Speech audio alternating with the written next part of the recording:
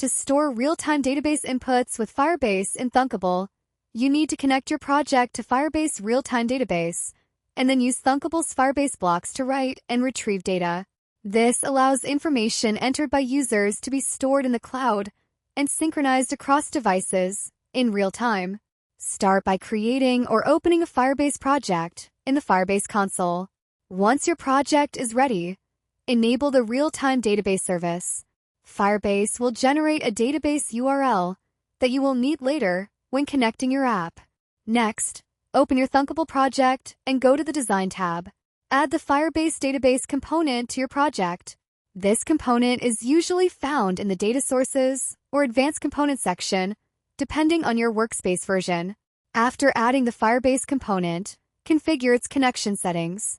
Enter the Firebase real-time database URL and any additional credentials required by your Firebase setup. Make sure the information matches the values provided in your Firebase console.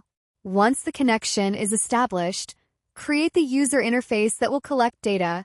For example, add a text input component where users can enter information, a button to submit the data, and optionally a label to display status messages or results. Now move to the Blocks editor. Create a block that runs when the Submit button is clicked. When the button is pressed, use the Firebase database component's write or store value block. Set the database path or key where the information will be stored, and use the text from the input field as the value. For example, if a user enters their name, you might store it under a path such as user/user1/name. When the button is pressed, the value from the text input is immediately sent to Firebase and saved in the database. For larger applications, it is recommended to use dynamic paths instead of fixed names. You can create unique identifiers using timestamps, user IDs, or email addresses.